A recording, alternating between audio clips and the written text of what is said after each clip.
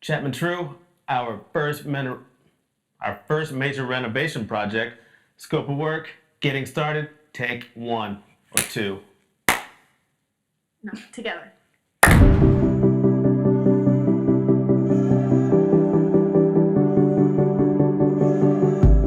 Hey guys, welcome back to Chapman True. We're here and we're talking about our first major renovation project as real estate investors.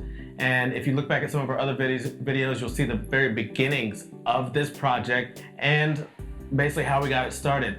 But now we're at the point where we found our contractor and we are going in and gonna try to tackle our very first big renovation project. But as you go through this video, make sure to like, subscribe, share, hit the notification bell, do all these things so you can follow our journey on this project and our other projects as we go through our real estate investing journey from the very beginning to show you kind of how we did it, what we learned, the mistakes we made, and the things to grow from. So let's go ahead and get started with getting into this project, our scope of work. We found our contractor, we went ahead and signed the contracts, we're getting this thing going. He was ready to roll from the very second that we signed these contracts and said, my guys can get out there today. But what do we have to send them over as we're doing the contracts? Scope of work. Right. So what is the scope of work and why it's important? Well, it's just as it sounds. It's the scope of the work that needs to be done.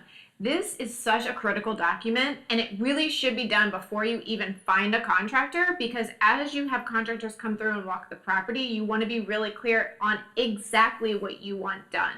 A lot of problems in business and dealing with contractors is a breakdown in communication. This document clearly outlines exactly what your expectations are, what you want done on the project, and they go through and agree to that. So it, in effect, also becomes, I don't know if it's actually a legal document, if it's legally binding, but it shows as proof of this is the expectations of the job and this is what we wanted. And it's great because as the project goes on, you can actually refer back to the scope of work and with your contractor at a later date if any discrepancies come up. And you may find that you forgot to put something in. Well, then you need to plan that's going to hit some of your contingency spending that maybe you didn't want to spend, but you had set aside. This is a very, very, very important step, and it's important to go through when you first get the property, walk through and look at every single detail that you know will need to be done. And also, as you're talking to contractors and they're looking over your scope of work, especially if you're new, go ask them. Say, hey, is there anything else that you see that might need to be done? Because we can add that to the scope of work. Or there may be something, especially as a new investor, that you think needs to be done. And if they're a really good contractor, they'll be able to say, you don't actually need to have this. This is fine. We could just clean this up a little bit. It's not as bad as you think. So it's imperative to have it, and I highly recommend that. Another thing that we have with our contractor is contracts, because this protects us. It protects us and it protects them. But you want to make sure that whoever you're hiring to do the work, they're hiring people, and you don't want to be responsible for them failing to pay for those people. You want to make sure that they have insurance. You want to make sure that their license is valid. These are all really important things that can save you a lot of headaches in the future. And along the same lines of protecting yourself, one thing that we had to do before we even got started with this, with our lenders, was get insurance on the property, just in case something did happen. And it's a different kind of insurance that you would get for a rental property or something like that. This is insurance that we got for Builder's risk, right? Right, for building, renovating, things like that. Mm-hmm. So let's go ahead and do what we did. We walked through this property quite a few times, but we walked through the property, got our scope of work together. What are the things that we saw going into this, and basically what became the phase 1 of our project? Every project is done in phases. So with this particular project, we're in the beginning phases where we're demoing out things. There was a little bit of rotted wood.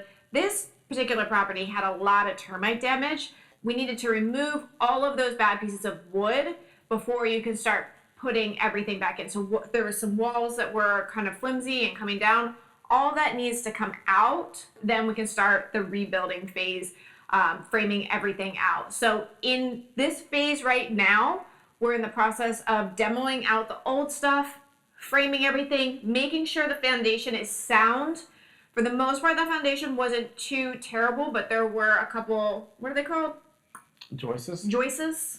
Joists? Joist? My grandmother's name is Joyce. Yeah, she did not live in that house. She was not in the house. She didn't live there? Okay. So the next phase after this, after we get all the framing done, all of that starting to go back up, is going to be getting the drywall in, rough plumbing. What is rough plumbing?